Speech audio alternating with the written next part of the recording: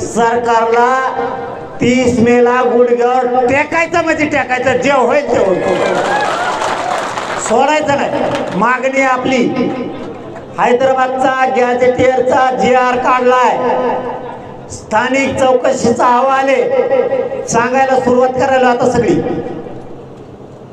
त्याचप्रमाणे मराठवाड्यातल्या सगळ्या मराठ्यांना कुणबी प्रमाणपत्र 29 मेच्या आत द्यायचं, कारण 30 मेला आंदोलन सुरू होणार.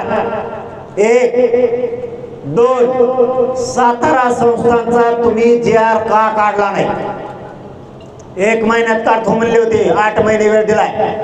सातारा संस्थान, कोल्हापूर संस्थान, औंध संस्थान आणि पुणे संस्थान, मिरज संस्थान, ह्या सगळ्या संस्थांचा GR, सातारा संस्थान हैदराबादचा काढलेला GR 94चा GR जो काढला होता 1994 ओबीसी साठी, त्या GRच्या धर्तीवरच सातारा संस्थांचा GR आणि हैदराबाद गॅजेटियरचा GR एकत्र घ्यायचा.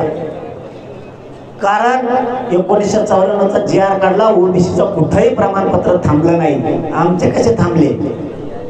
त्यामुळे त्या धर्तीवरच GR पाहिजे. हे झाले 2. तिसरं, महाराष्ट्रातले सगळे सरसकट गुन्हे मागे घ्यायचे. बलिदान गेलेले कुटुंब यांना महावितरण मध्ये आणि MIDC मध्ये नोकऱ्या देण्याचा GR काढायचा. 30 मेच्या आत आपल्या साथीतल्या सगळ्या योजना बंद केल्या, सगळ्या योजना सुरू करायच्या पुन्हा. एकही योजना बंद आम्ही खपून घेणार नाहीत. जेवढ्या हॉस्टेलला जागा घेतलेल्या त्या सगळ्या जागा संपादित करून तिथं वास्तू उभा होणं खूप गरजेचं आहे, म्हणजे पोरांच्या शिक्षणाचा प्रश्न मार्गी निघतो. आमच्या ज्या मागण्या तुमच्या पुढे ठेवल्या, यातली एकही आता आम्ही ऐकून घेणार नाही, झाली नाही म्हणून. महामंडळाचे परतावे सगळे थांबले.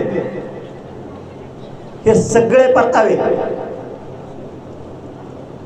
ताबडतोबीनं वाटप केले पाहिजे. कुणबी प्रमाणपत्र दिलेल्या बांधवांचे व्हॅलिडिटी सगळे द्यायचे तातडीनं 30 मेच्या आत सांगा. हे मुख्यमंत्री साहेबांचं काम. उपसमिती काही कामाची नाही. उपसमिती मराठ्यात भांडलावी. उपसमितीचा अध्यक्ष आम्ही त्यांच्यावर विश्वास टाकला होता की हा माणूसच मराठ्याचं कल्याण करेल, पण तसं वाटत नाही. ते ह्या गोदावरीचं पाणी नेते, त्या गोदावरीत नेऊन टाकले. त्यांना कामच नाहीये. त्यामुळे ती उपसमिती बरखास्त करून टाका आणि स्वतंत्र मराठा आणि कुणबी मंत्रालय स्थापन करा, म्हणजे मराठ्याला टेन्शन. उपसमिती कशासाठी असती? गोरगरीब मराठ्यांना अडचणी आल्या ते सोडवून. मराठा नाव दिलं तिला, मराठ्यांच्या समस्या सोडायचं काम करायचं. उपसमिती कारखान्याचं गाळं किती झालं बघती, साखरेचे पोते मोकळे किती आहेत बघती, रथयात्रा काढती कोणची काढू उपसमिती. ह्या गोदावरी त्या गोदावरी लिहिली इंदोरच्या, तिकडचं पाणी ह्या हिच्यातलं आणलं, हिच्यातलं होतं ते तिकडं नेत. इथं आमची पंचायत आमचं पाणी तिकडे घेऊन गेली उपसमिती. वार उपसमिती एकही काम करत नाहीये. उपसमिती आल्यापासून अधिकाऱ्याला काय करावं कळणार. यांचा धाक पाहिजे, अधिकाऱ्यांवर धाकच नाहीये. आमचे रोखलेत, धाक कसा लागतो बघा तुम्ही, धाकच नाही. आता हे गॅजेटनुसार नोंद नाही आहे, याची नोंद निघालेली. हे लय भयान लफडं आहे. आता विखे पाटील साहेब आणि फडणवीस साहेब ध्यानात घ्या, म्हणून मी मराठ्यांसाठी तळतळतो. या माणसाचे कदम नावाचा माणूस आहे, त्यांची वंशावळ इथं आहे. सख्य चुलत भाऊ आहेत. कोण? नारायण कदम आणि साहेबराव कदम. पण याची सक्का चुलत भाऊ आहे. यांचं म्हणणं काय माहितीये का? नारायणच्या खालीच पाहिजे तू. नारायणच्या वरून जमाना आहे, नारायणच्या खालून पाहिजे त्यांना. चुलत भाऊ आहे ना, रक्ताचं नातं नाही का? ते रक्ताचं नातं नाही नोंदी. इतके वाटोळे ह्या काळात चालले त्यांच्या. काय लिहितोय अधिकारी? हे सख्य चुलत भाऊ आहे. स्थानिक चौकशी अहवाल सख्य चुलत भाऊ बघा.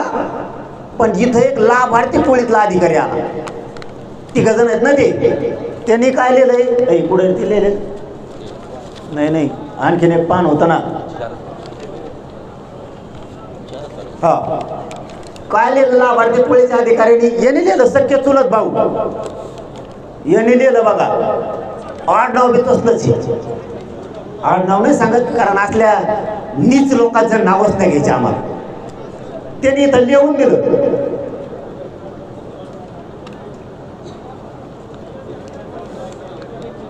यांना प्रमाणपत्र देण्यात येऊ नये